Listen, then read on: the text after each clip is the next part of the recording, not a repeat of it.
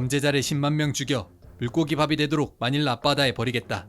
마치 영화에서나 나올 법한 이 대사는 현재 필리핀의 16대 대통령인 두테르테가 선거 기간 중에 한 말입니다. 실제로 그는 대통령이 되자마자 범죄와의 전쟁을 선포하며 지금까지 7,000명 이상의 마약법 용의자를 재판 없이 현장에서 사살했다고 합니다. 필리핀의 트럼프, 징벌자, 막말 정치인, 민다나오의 인간 백정. 오늘 영상에서는 어마무시한 별명을 가지고 있는 필리핀 두테르테 대통령에 대해 알아볼까 합니다.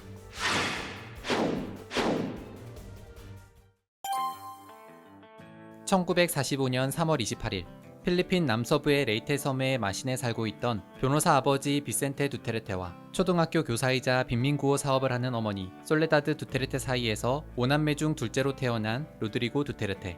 두테르테가 6살이 되던 해 가족들은 모두 민다나오 섬의 다바오로 이사를 가게 됩니다.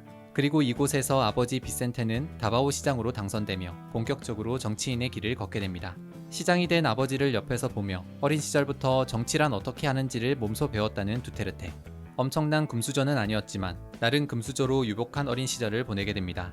하지만 유난히 고집이 세고 성격이 불같았던 두테르테는 어렸을 때부터 부모의 골치를 썩이는 엄청난 문제아였다고 합니다. 누가 싸움을 걸면 절대 지나치는 법이 없었으며 학교에 다닐 땐 마을 축제에서 돈을 걸고 하는 닭싸움을 하다 걸려 정학을 받기도 했습니다.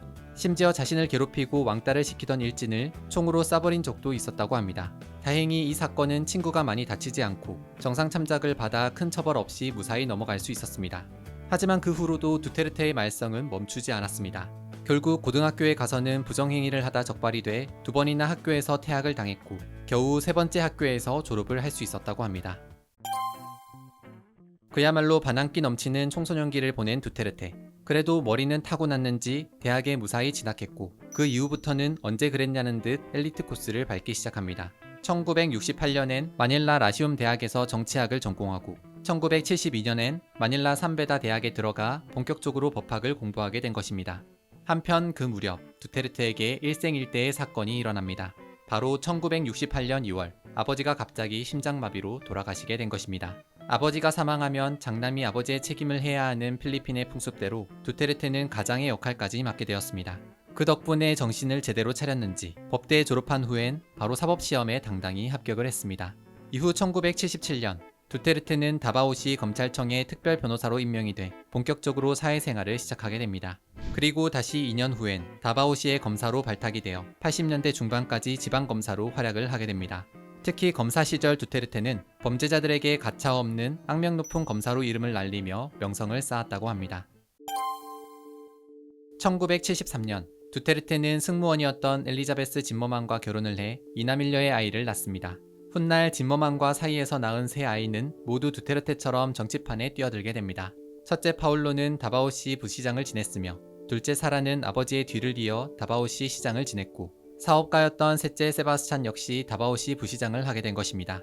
특히 이 중 큰딸 사라는 아버지처럼 변호사가 됐는데 아버지 두테르테의 강력한 지지 아래 32살의 다바오시 최초의 여성 시장이자 최연소 시장으로 당선됐습니다.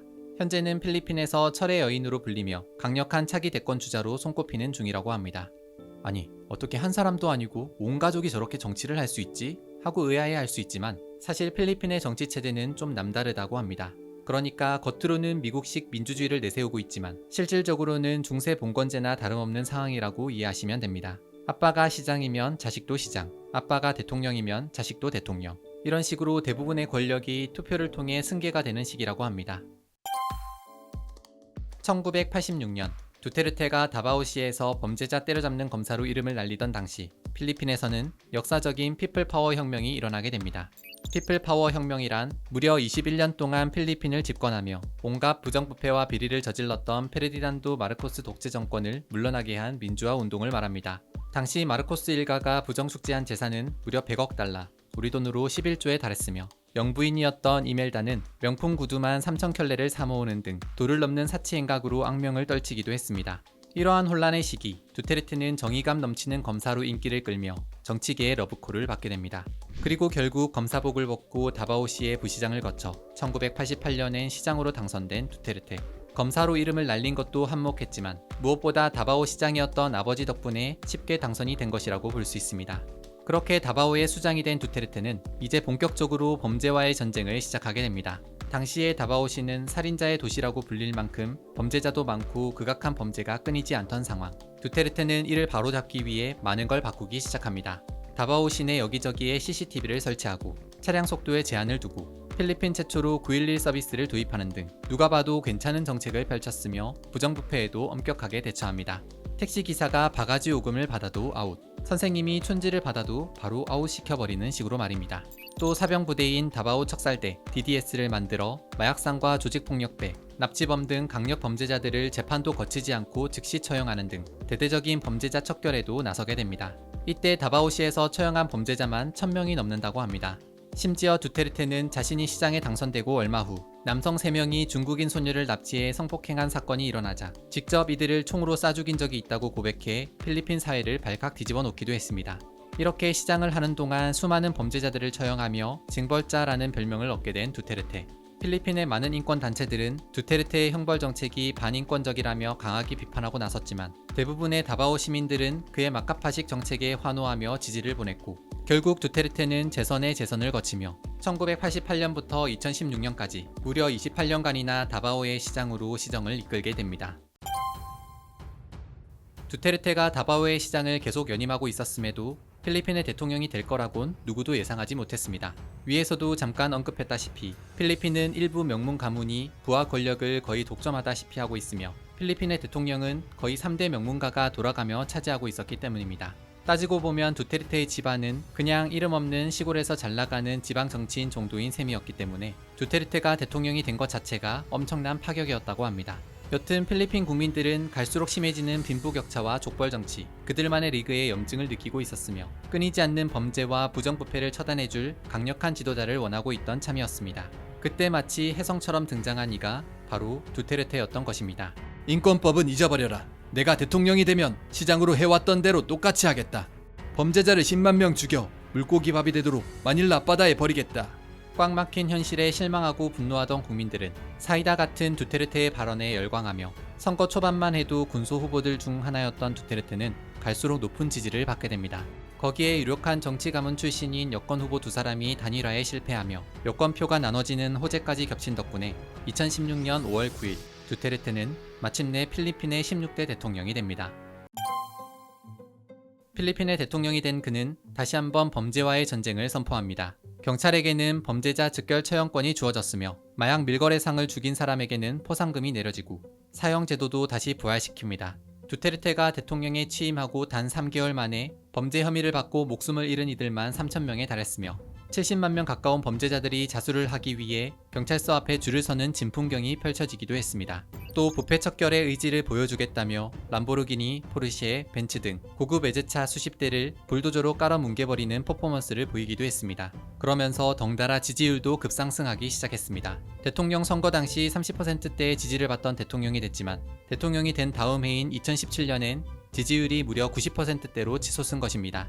하지만 그가 내세운 범죄와의 전쟁은 엄연히 한계가 있었습니다. 필리핀의 권력과 부를 쥐고 있는 주요 명문가들은 저마다 자신들의 갱이나 마피아 조직들을 따로 가지고 있었는데 두테르테는 이런 특권 계급의 마피아 조직들은 전혀 건들지 못하고 힘없는 잡범들만 소탕한 데 그쳤던 겁니다. 무엇보다 그들을 처벌하는 경찰들 역시 비리나 부패 경찰들이 많았던 것입니다. 때문에 마구잡이로 사살된 범죄자들 중에는 무고한 인물이 섞여 있을 가능성도 높았으며 실제로 전직 마약 딜러였던 할아버지를 죽이는 과정에서 5살 손녀가 총에 맞고 사망하는 사건이 발생하기도 했습니다. 게다가 가끔은 범죄자뿐 아니라 자신의 정적이나 자신을 비난하는 언론인을 살해하는데도 권력을 휘둘렀다는 의혹도 계속해서 제기되고 있는 상황입니다. 그런데 누군가 이러한 비판을 하면 오히려 더 막말 시전을 보이는 두테르테. 유엔에서 사법 절차를 거치지 않은 처형이 늘어난 것을 지적하자 유엔 직원에게 심한 욕을 했고 인권 침해의 소지가 있는 것 같다며 우려를 포한 미국 오바마 대통령에겐 대놓고 심한 욕을 날리며 내정 간섭하지 말라며 막말을 하기도 했습니다. 사실 그는 오래전부터 막말의 대가로 이름을 날렸다고 합니다. 다바오 시장이던 1989년 교도소에 갇혀있던 호주인 여성 선교사가 집단 성폭행을 당해 숨진 일이 있었을 때 두테르테는 시장인 내가 먼저 했어야 했는데 라며 어처구니 없는 소리를 하기도 했습니다. 게다가 호주 대사가 이를 비판하자 오히려 닥치라고 얘기를 했다가 필리핀과 호주 사이에 외교관계 단절까지 거론되기도 했다는 것입니다. 희한한 건 아직도 대다수의 필리핀 국민들은 그를 적극 지지하고 있다는 사실입니다. 앞뒤 안 가리는 막말과 극악무도한 폭력에도 불구하고 두테르테식의 강력한 범죄 척결 정책이 필리핀을 구제할 해결책이라고 믿기 때문이라는 것입니다. 그런데 필리핀의 대통령 임기는 6년 단임제입니다. 앞으로 2022년이면 두테르테의 대통령 임기도 끝난다는 사실입니다. 두테르테가 순순히 물러날까? 법이라도 바꾸지 않을까? 라고 생각하기 쉽지만 그건 만만치 않다고 합니다. 지난 1986년에 있었던 피플파워 혁명에서도 알 수 있듯이 필리핀 국민들에겐 독재에 대한 기억이 너무도 좋지 않았기 때문입니다. 그래서 두테르테는 자신이 직접 재선에 도전할 순 없지만 대신 장녀인 사라를 차기 대통령으로 내보내고 자신은 부통령으로 출마해 권력을 이어나갈 것이란 관측이 나오고 있습니다. 실제로 사라는 지금 아버지 두테르테의 후광을 등에 업고 차기 대선 후보 지지율 1위를 달리고 있다고 합니다. 앞으로 2022년 두테르테의 행보는 또 어떻게 이어질 것인지, 또 훗날 그는 역사의 어떤 대통령으로 기억될 것인지, 지금까지 법보다 주먹, 두테르테 필리핀 대통령에 대해 알아봤습니다.